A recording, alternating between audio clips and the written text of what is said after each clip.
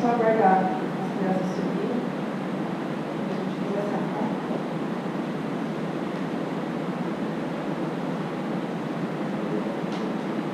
Boa noite, irmãos.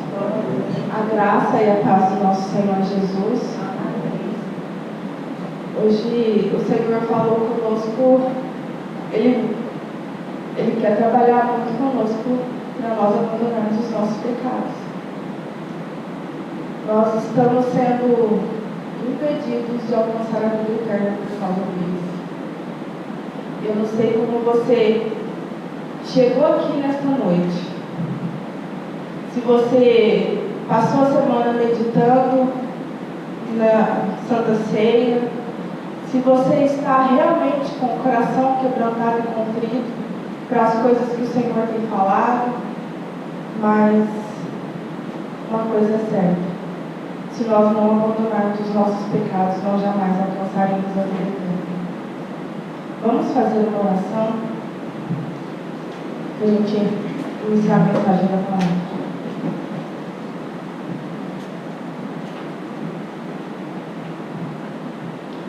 Senhor nosso Deus e Pai, eu coloco a minha vida e a vida dos meus irmãos, Senhor, diante de Ti. E eu peço, Senhor, como a irmã orou hoje na oração no final do louvor, abre o nosso entendimento, para que cada um de nós possamos entender aquilo que está nos impedindo de alcançar a vida eterna e ter uma vida plena, abundante com o Senhor Jesus.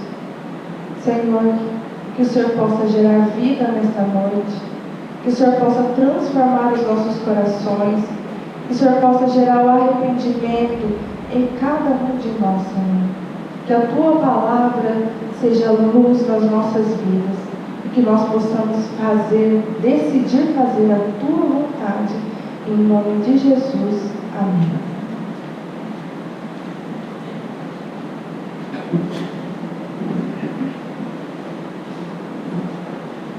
Já faz um tempo, irmãos, que eu estava meditando sobre essa palavra e o Senhor vem falando comigo a respeito dos meus defeitos de caráter e o quanto esses defeitos me impedem de chegar na presença de Jesus verdadeiramente, o quanto eles impedem que eu faça a vontade do Pai, na minha casa, na minha vida, no meu trabalho, em todas as áreas da minha vida. E eu comecei a meditar com o Senhor: Senhor, a coisa está feia. E o Senhor falou: algumas coisas sim, umas realmente caminharam, mas muitas ainda estão paradas ou retrocedendo. E isso estava, em nome de Jesus, me impedindo de alcançar a vida eterna. Abre a tua Bíblia, vamos, por favor, Éder, coloca o slide, porque o tema da ministração de hoje é o que te impede de alcançar a vida eterna.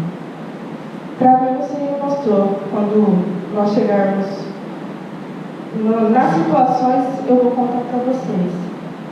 E hoje o Senhor quer que você, porque quando a gente vai tomar a ceia, é lido, né? Examine-se o homem a si mesmo.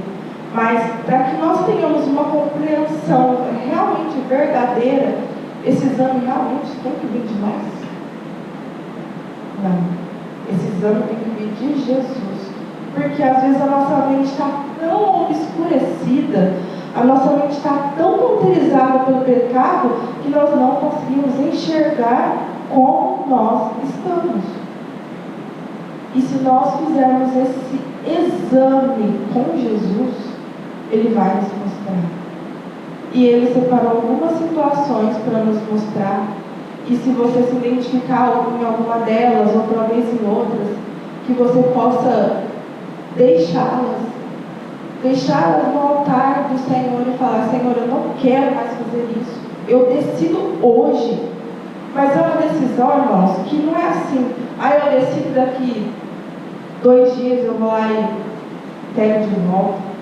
Você coloca no altar do Senhor de verdade, de coração, sabe por quê? Para você viver uma vida plena, uma vida abundante, uma vida de mudança de caráter. Abre a tua Bíblia lá em Mateus, capítulo 19.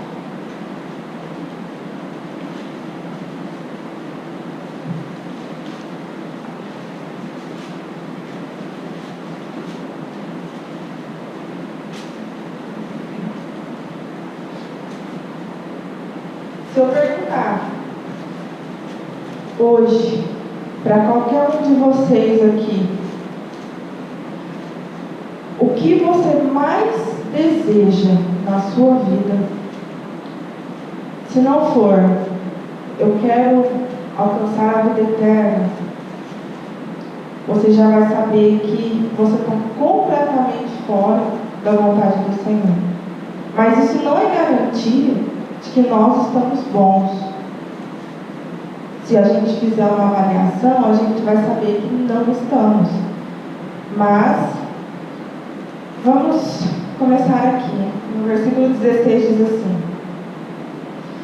Eis que vindo alguém lhe disse, a pessoa foi conversar com Jesus: Bom mestre, que coisa boa eu devo fazer para ter a vida eterna? E ele disse: Por que tu me chamas bom? Não há nenhum bom senão um que é Deus. Se queres, porém, entrar na vida eterna, guarda os mandamentos. Se eu perguntar, irmãos, como é que está a guarda dos mandamentos? Seja sincero, como é que nós estamos guardando os mandamentos? Aqueles todos que a gente já conhece. Adulteramos? Matamos? Damos um falso testemunho? Cobiçamos aquilo que é do próximo? Só esses. Sábado, adoramos ao nosso Deus em primeiro lugar. Nós estamos com alguma imagem de escultura na nossa casa, no nosso coração? Nós honramos o nosso pai e a nossa mãe, todos eles, da maneira correta? Examina, avalia você. Quais que você quebrou hoje? Talvez você vai falar assim: eu não sei ontem o que aconteceu, ontem de ontem, mas hoje, quais foram quebrados? Esse jovem, nós vamos continuar lendo aqui porque ele respondeu para Jesus. Versículo 18: Disse-lhe ele: Quais? Aí Jesus disse: Tu não assassinarás, não cometerás adultério, não furtarás, não dirás falso testemunho, honrarás ao teu pai e à tua mãe, e amarás ao teu próximo como a ti mesmo. Disse-lhe o jovem: Tudo isso tenho guardado desde a minha juventude. O que me falta ainda? Ele quis saber mais. O que é que me falta ainda? Se eu faço tudo isso? Disse-lhe Jesus: Se queres ser perfeito, aqui está a chave, irmãos. Se queres ser perfeito, vem e vende tudo o que tens e dá-o aos pobres, e tu terás um tesouro no céu. Vem e segue. Quando Jesus diz isso para o jovem rico, no versículo seguinte está a resposta: Mas o homem, ouvindo essa palavra, se alegrou muito. Sim ou não? Foi embora triste, porque ele tinha muitas posses. Aqui começa a nossa trajetória. Quais são as posses que você tem, que você precisa deixar? E nesse caso, aqui, eram as riquezas mesmo. Porque ele falou que ele amava os pobres. Mas quando Jesus fala, vai, ele falou que ele guardava todos os mandamentos relacionados ao próximo. Aí Jesus falou, vai, vende tudo o que você tem. O que ele fez? Saiu triste. Sabe por quê? Porque ele tinha muito amor àquelas coisas. E a Ellen White diz que ele não amava Deus da maneira como ele deveria. Ele nem guardava os 4 primeiros mandamentos. E aí, quando a gente ouve isso, quais são as posses que nós temos dentro do nosso coração, que nos domina? Porque ele chegou até Jesus perguntando sobre a vida eterna.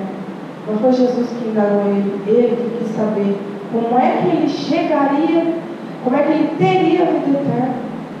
E muitas vezes eu e você fazemos a mesma coisa. Senhor, eu quero estar no céu, eu quero estar lá. Mas aí Jesus fala para ele, vai para nós, vai e abandona a mentira. E aí você fala, não quero.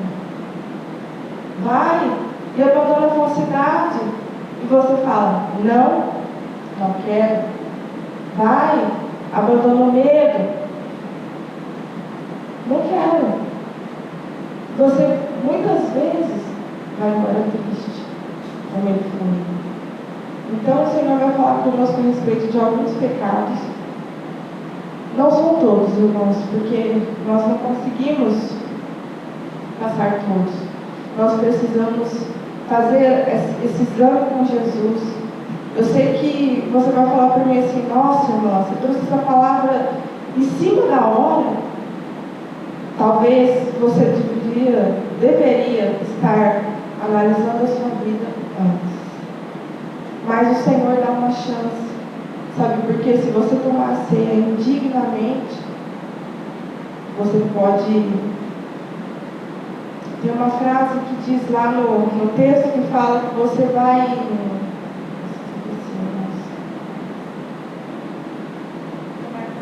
Você vai tomar condenação.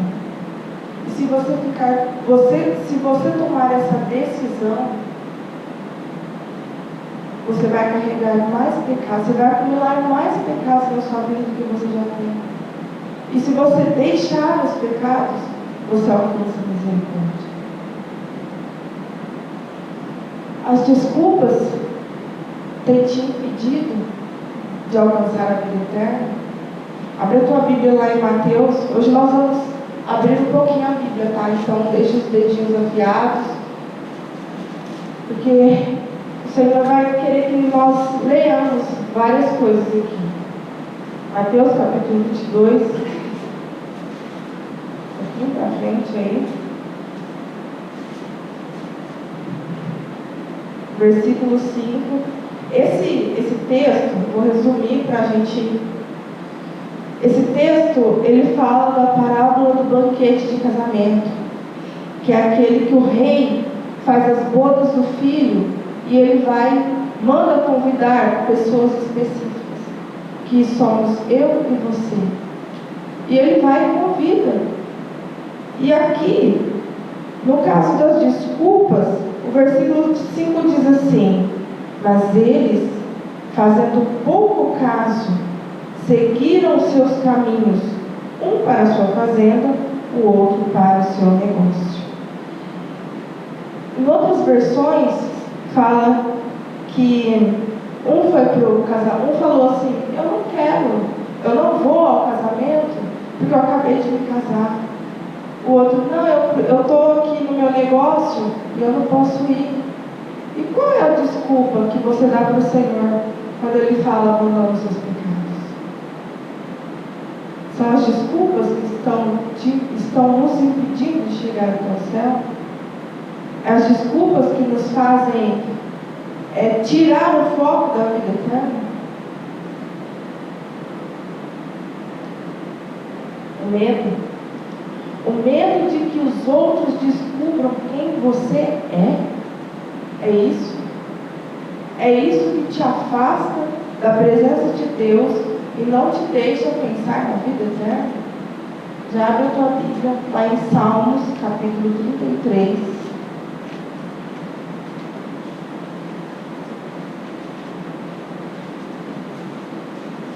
Irmãos, o medo das pessoas precisa sair do nosso coração. Salmos capítulo 33, versículos 13 e 14.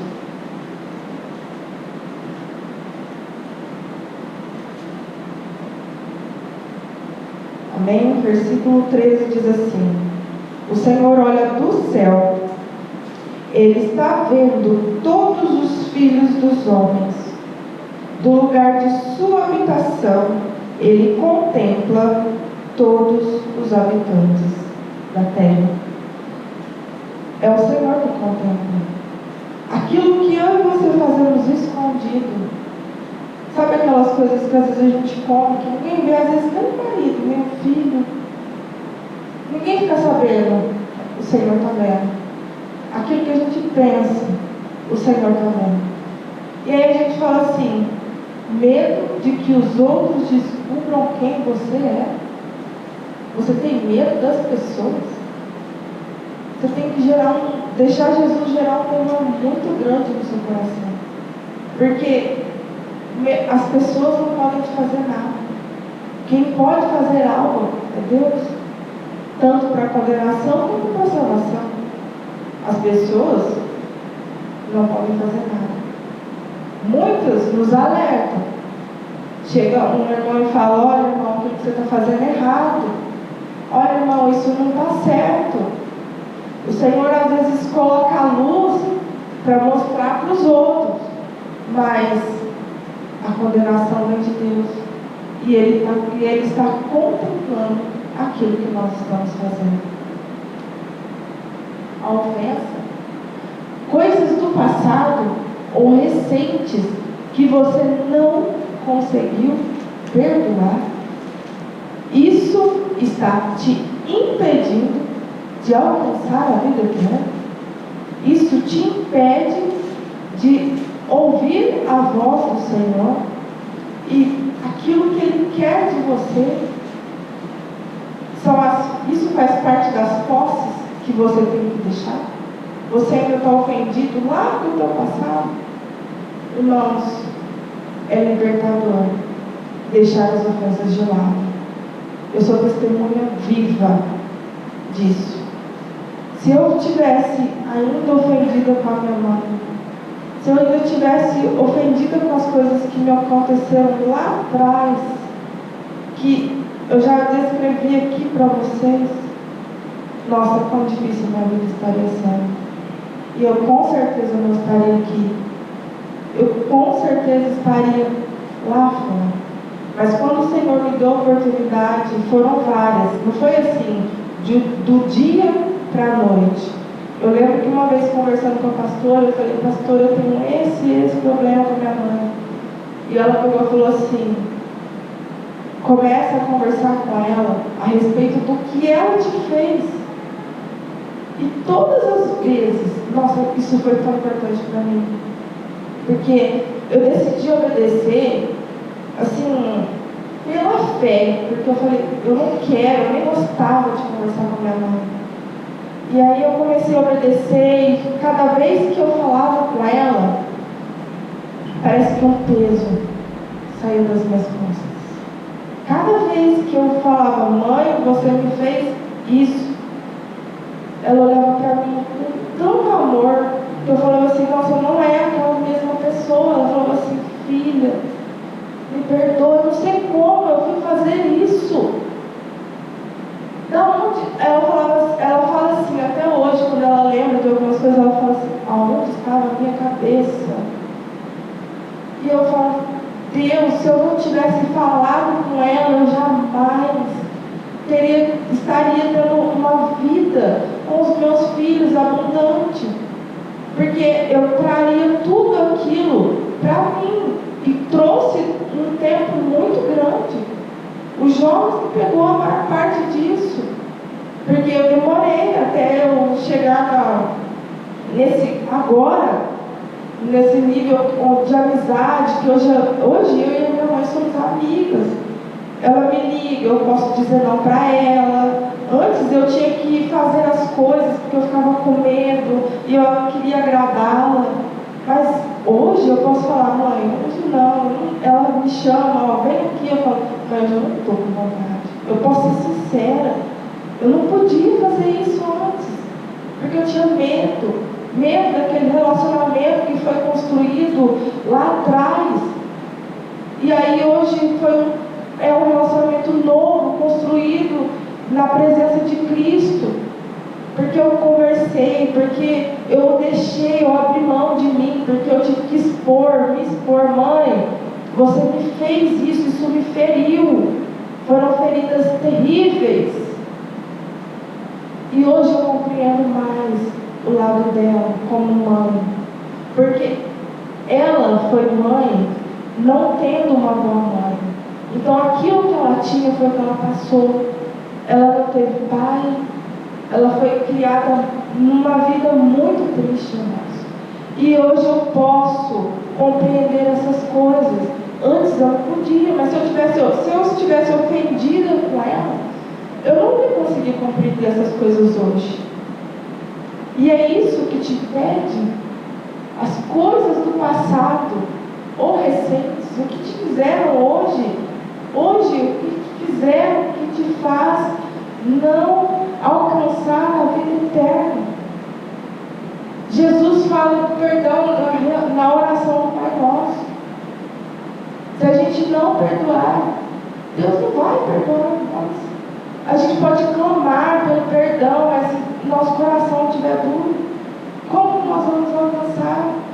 Se a gente não resolver as coisas, como que a gente vai conseguir chegar na Canaã celestial? A gente pode cantar, vai valer a pena. Vai sim. Se eu e você mortificarmos a nossa carne todos os dias, se a gente não der lado para o pecado. Abre a tua Bíblia, eu não sei se você já abriu. Aí Mateus, capítulo 6.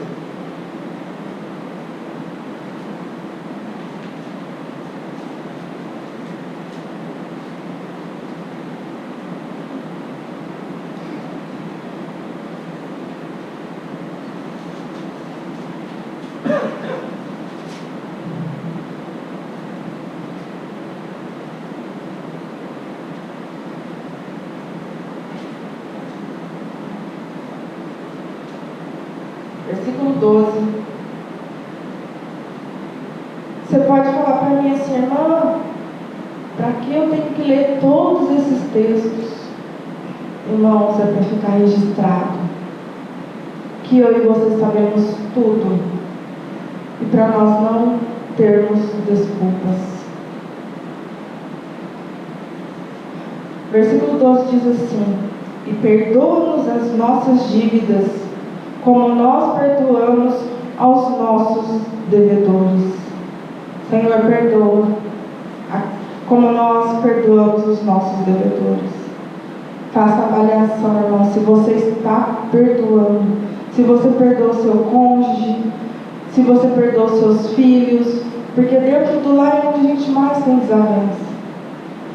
São coisas bobas, coisas básicas, e a gente às vezes fica alimentando a ofensa. E essas ofensas podem nos impedir de alcançar a Canaã celestial, o reino dos céus. Versículo 14. Porque se perdoares aos homens as tuas transgressões, também vosso Pai Celeste vos perdoará. Mas se não perdoares aos homens as suas transgressões, também vosso Pai não perdoará. Acho que eu li errado. Também vosso Pai não perdoará as vossas transgressões. Então, se eu e você perdoarmos, Ele nos perdoará. Nós vamos clamar por perdão e o Senhor vai nos perdoar. Mas se nós ficarmos ofendidos, Ele não vai nos perdoar. A ira, Irmãos, esse aqui foi um dos meus problemas. Abre a Bíblia lá em Efésios. Eu não vou me demorar porque a gente tem um comentário tremendo para ler nesse capítulo.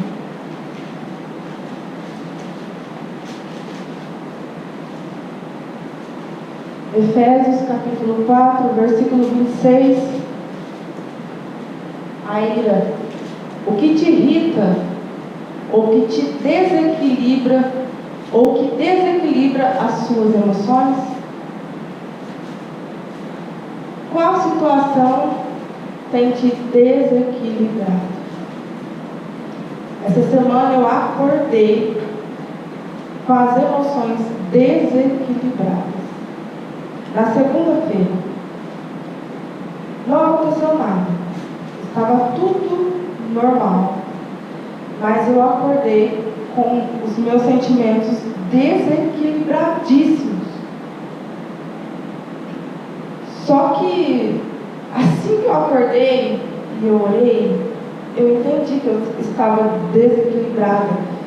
Não aconteceu nenhuma situação na minha casa, não tinha acontecido nada. Eu percebi, falei, Deus, o meu humor não, hoje não está bom.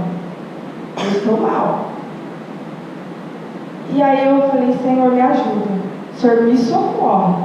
Porque quando o meu humor fica desequilibrado, qualquer coisa que acontece, misericórdia. Eu creio que cada um, quando o nosso humor está ruim, sai de perto. E aí eu falei, Senhor, me socorre. E eu orei o dia todo para o Senhor me socorrer. E aí o Senhor mostrou o temperamento não controlado. Olha o que a Ellen White fala, irmãos. O temperamento não controlado é uma oferta a Satanás. Se você se irrita facilmente e deixa o inimigo tomar conta do teu coração, você está ofertando para Satanás. Nós vamos ler o comentário na coluna do meio. O primeiro aí que diz, 4.26, o temperamento não controlado é uma oferta a Satanás. O seu modo de agir, se ele não for controlado por Cristo, porque Ele é o único que pode dominar as nossas vidas, nós estamos fazendo uma oferta a Satanás. Cumpre submetermos um temperamento impulsivo e dominar nossas palavras. E a esse respeito conseguiremos grandes vitórias, a menos que controlemos nossas palavras e nosso temperamento, a nossa forma de agir. Somos escravos de Satanás, achando-nos sujeitos a Ele, e Ele nos leva cativos. Ele pode fazer o que Ele quiser, se o nosso temperamento não for dominado. Se a nossa forma de agir não estiver dominada por Cristo, isso nos impede de alcançar o eterno, que é pior. Nós vamos levar outras pessoas junto conosco, porque dependendo da forma que nós falamos, a gente já incita a ira em todo o ambiente ao nosso redor. Dependendo da forma que nós tratamos as pessoas, pode ser numa fila do banco, pode ser num caixa de supermercado, pode ser no trânsito, você já muda tudo aquilo que a pessoa pode estar sentindo. E esse temperamento seu contamina todo o ambiente ao nosso redor. E se Cristo, quando a gente está com Jesus, até, por exemplo, você está cantando uma música, se você está cantando com um amor, você não contagia isso para outra pessoa. Às vezes você fica cantando, aí chega o marido, canta junto com a esposa, os filhos vêm e cantam. É assim os nossos sentimentos. Se nós estamos com o modo de agir, com o temperamento dominado por Cristo, toda a nossa casa vai estar fluindo por Cristo. Mas se a nossa forma de agir estiver toda contaminada com as coisas de Satanás, nós vamos estar levando toda a nossa família, todos aqueles que estão ao redor, as pessoas que trabalham conosco, vão estar indo direto para Satanás. E você faz uma oferta não só da sua vida, mas da vida dos seus filhos e de todos aqueles do ambiente onde você está. E aí você está impedindo, não consegue alcançar a vida eterna, e muito menos aqueles que estão ao seu redor. As pessoas que veem aquele tipo de atitude. Eu ser cristão como aquela fulana? Jamais. Como que as pessoas estão nos vendo? Como está sendo a nossa forma de agir? Somos amáveis? Irmãos, não na aparência e na falsidade. Porque muitas vezes nós somos na aparência, somos amorosos na aparência, somos caridosos na aparência, somos falsos. E Satanás pode fazer o que ele quiser, porque aí na falsidade é onde nós ofertamos muito mais. Nós precisamos pedir para Jesus gerar realmente um temperamento dele, a forma dele, como ele é no nosso coração. Porque senão a nossa casa vai, como oferta, todo o ambiente onde nós estivermos vai virar oferta para Satanás.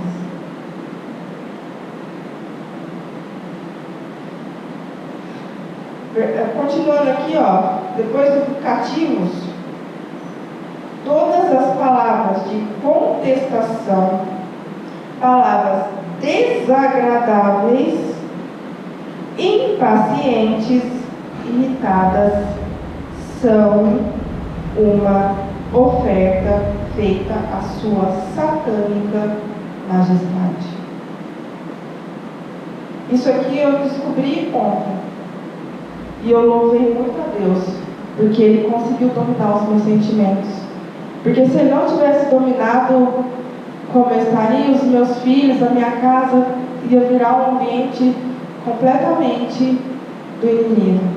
E eu louvei a Deus, eu falei, Senhor, como o Senhor é bom. Ele falou, eu sou bom. Realmente, eu conversando com o Senhor, realmente, eu sou bom.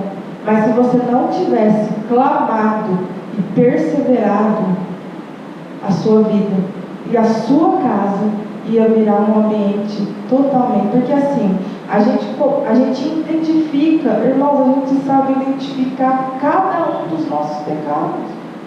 A gente sabe quando a gente está com vontade de comer mais.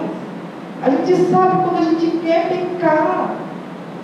A gente sabe, não é nada novo. O Senhor descortinou toda a nossa mente, a gente sabe de tudo. Mas se a gente não persevera, porque muitas vezes a gente coloca, Senhor, eu tenho medo. O irmão falou, gente, a gente precisa colocar, ser sincero, mas a gente precisa perseverar na comunhão com o Senhor. Porque senão o medo vai continuar dominando. Porque senão a preguiça continua dominando. A gente vem aqui e confessa, mas não persevera. Se nós não perseverarmos, a gente nunca vai alcançar vitória. Vitória total sobre o pecado. Quais pecados? Aquele que você se identifica, não os que eu posso colocar aqui ou não.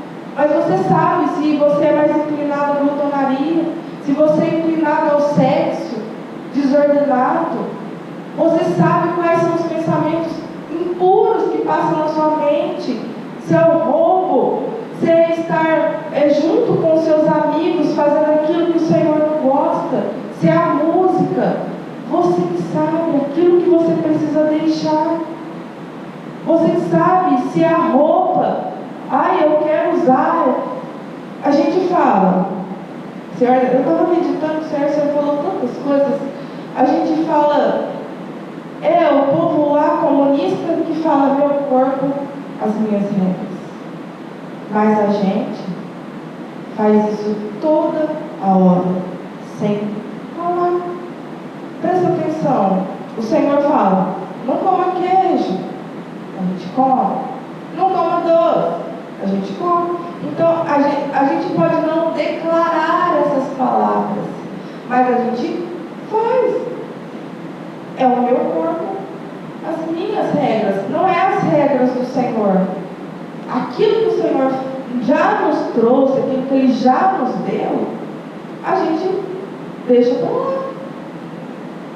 Essa frase é batida no mundo, mas a gente vive ela. A gente não fica declarando, mas a gente faz o tempo todo. O meu corpo, eu falo o que eu quiser. A boca é minha. Muitas vezes até as mães falam para os filhos: a boca é minha, eu falo o que eu quiser. Como assim? Se você é uma pessoa que está sendo dominada por Cristo, o corpo é seu e você faz o que você quiser. Você fala como você quiser. Isso te impede de chegar e de alcançar a vida eterna. É simples. Quais são os pecados que te impedem de chegar à vida eterna? A rebeldia, irmãos, esse é o pior, porque às vezes a gente expressa ela internamente, como eu acabei de falar. É o meu corpo, as minhas regras, sem falar. Somos muito rebeldes. Às vezes nós temos muito esses pecados dentro do nosso coração. 1 Samuel já está escrito, mas eu queria que vocês abrissem, porque nós vamos ler um comentário.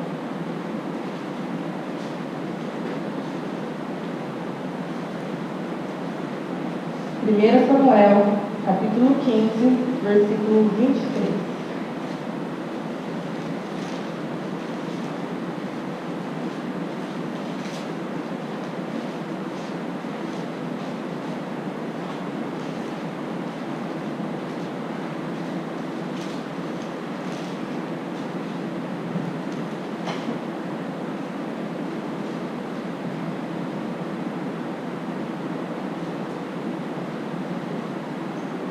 Primeira Samuel, capítulo 15, o versículo 23 diz assim: pois a rebelião é como o pecado da feitiçaria, e a teimosia é como iniquidade e idolatria.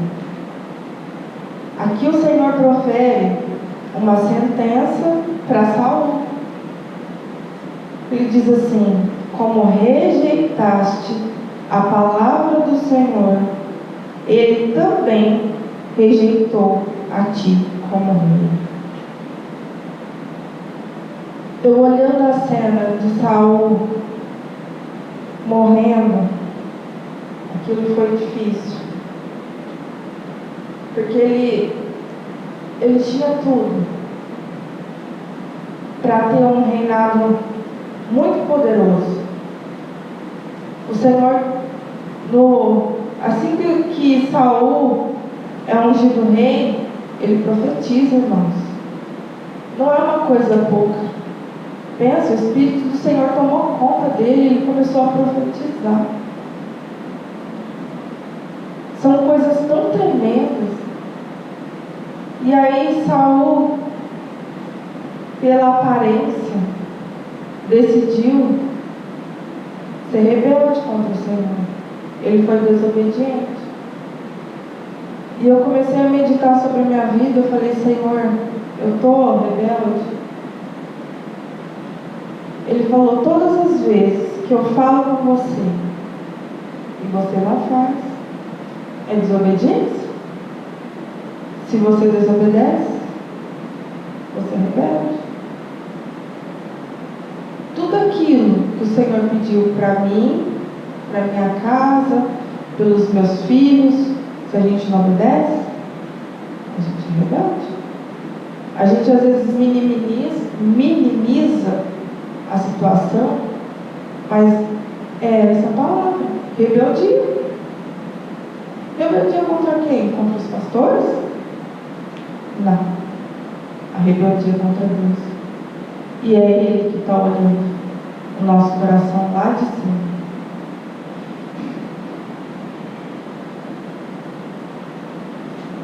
Na coluna do meio,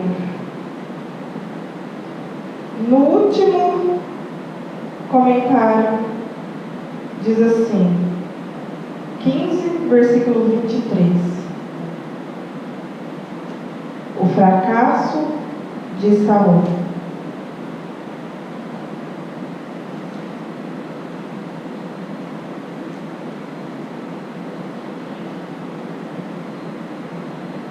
O primeiro rei de Israel se mostrou um fracasso porque colocou sua vontade acima da vontade de Deus.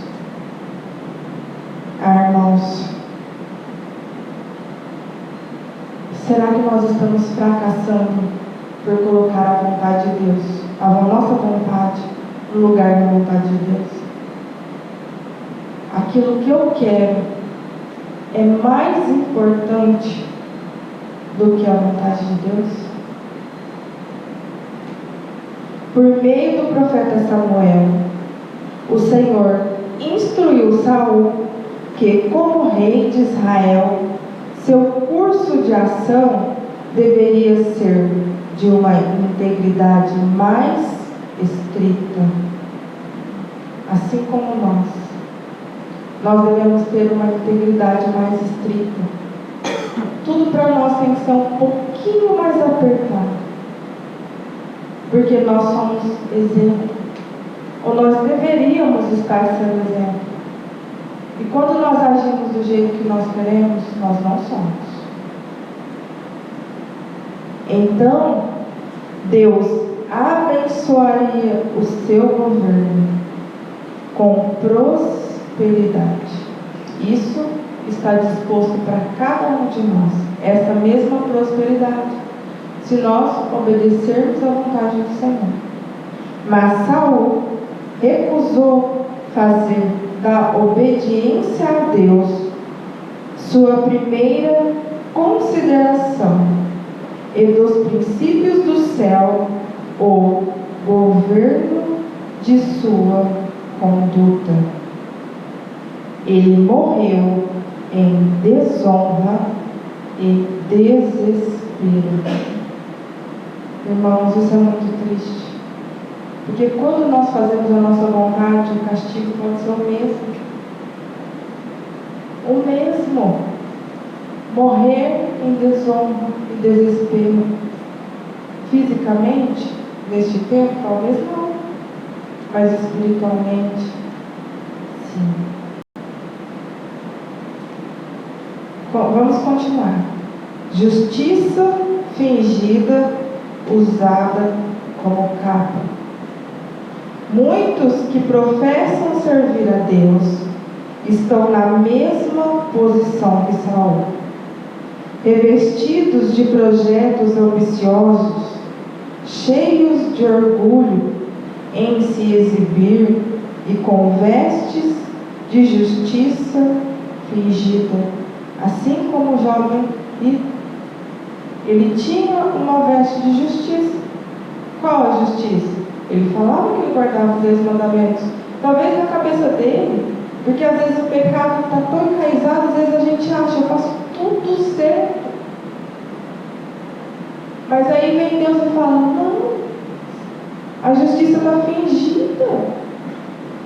Não é a justiça verdadeira. Revestidos,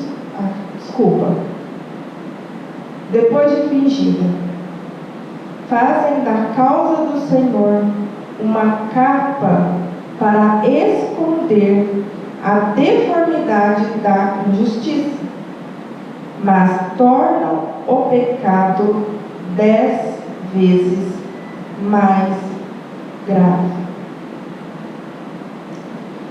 A autojustificativa Mantém a pessoa na escuridão. Quando a gente começa a falar, não, Senhor, não é bem assim. A gente começa a justificar, começa a vir as desculpas. Mantém-nos na escuridão. Aqueles cujas ações são ações perversas não virão à luz, para que suas ações não sejam reprovadas e o seu real caráter revelado.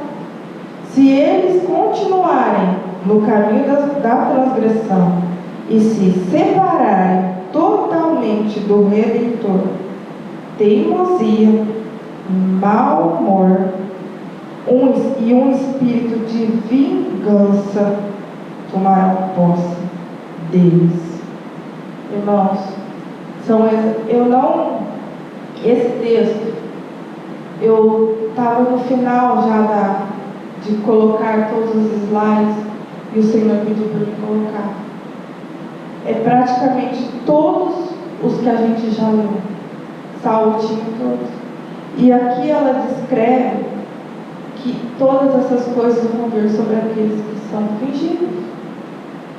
Fingidos o quê? Na obra do Senhor. Isso é para nós, para quem está dentro da casa do Senhor.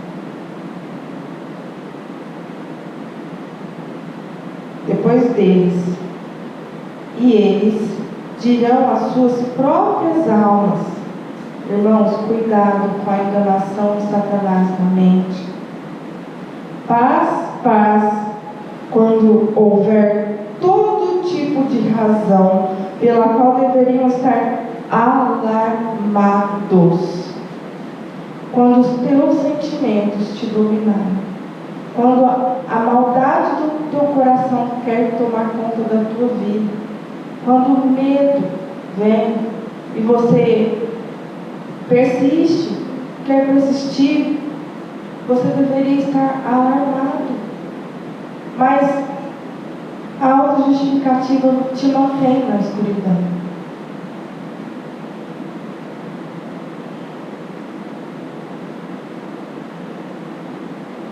Pois seus passos são direcionados à destruição. Como Saul resistiu às repreensões do servo do Senhor, esse espírito tomou posse dele, e ele desafiou o Senhor, desafiou seu servo, e a sua inimizade em relação a Davi foi o resultado do espírito assassino que entra no coração daqueles que se justificam, apesar de serem culpados. O mal, última parte, o mal quase incurável da rebelião. Estou cada vez mais convencida de que a rebelião é quase incurável. Quando a gente quer se manter na desobediência, ela é quase que incurável. Somente por Cristo que nós podemos ainda alcançar a vida eterna e pedirmos perdão ao Senhor de toda a parte que nós estamos desobedecendo. O que é que eu e você precisamos deixar para nós alcançar as misericórdias do Senhor e ter a chance de entrar na cidade celestial?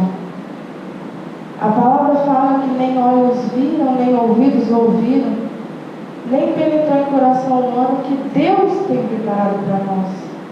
Mas muitas vezes nós ficamos apegados às coisas desse mundo. O jovem rico saiu triste porque ele ficou apegado nas coisas desse mundo. E você? O que te entristece? Quando o Senhor vem e fala com você, te entristece ou te alegra?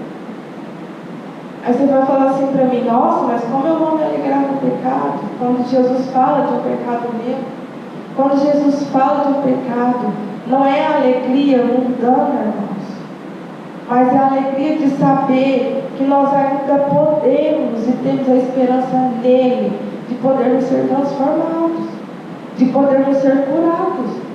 Porque se Ele não nos disser, como faremos? Ele expõe os nossos pecados para que nós possamos ser curados. E é isso que Ele quer de cada um de nós.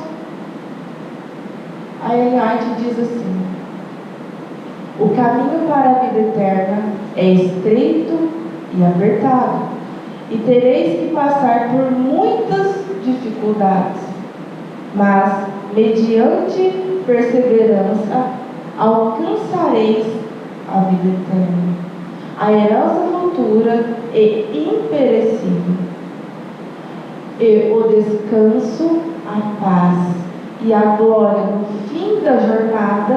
Não é agora, é lá no fim. No fim da jornada, 1000 vezes recompensará cada esforço e sacrifício que puderdes fazer. Cada esforço que eu e você fizermos para abandonar os nossos pecados, ele vai ser 1000 vezes recompensado.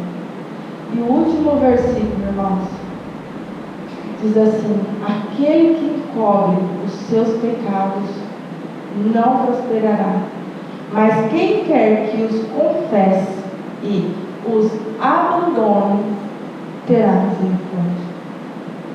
Se você continuar encobrindo os seus pecados, você vai tomar condenação para si. Mas se você confessar e deixar, o Senhor promete, porque Ele vai ter misericórdia. Essa palavra do Senhor, Ele vai ter misericórdia para cada um de nós. Amém? O louvor que nós vamos cantar agora diz assim: que nós queremos um coração igual ao de Jesus. Não tem outro pedido mais especial, porque o coração de Jesus era muito disposto a obedecer ao Pai. Tudo aquilo que o Pai pedia, Jesus fez. Tudo. Jesus não era desobediente. Jesus fazia tudo aquilo que o Senhor, que o Pai falava para Ele. E o que te impede de herdar a vida eterna, de estar com o Senhor? O que tem te impedido? Deixa aos pés do Senhor. Pede para o Senhor te ensinar a amar, te ensinar aquilo que, nas coisas mais impossíveis que você fala: nossa, esse pecado para mim é muito difícil abandonar. A comilança, a gula, a lascívia, o amor ao dinheiro, quaisquer que sejam, o Senhor pode nos ajudar. Mas nós precisamos colocar aos pés dele e deixar. Porque se a gente finge, fala: Senhor, eu vou deixar, mas a gente não persevera, a gente não vai alcançar a misericórdia. Que a igreja possa se levantar para adorar o Senhor.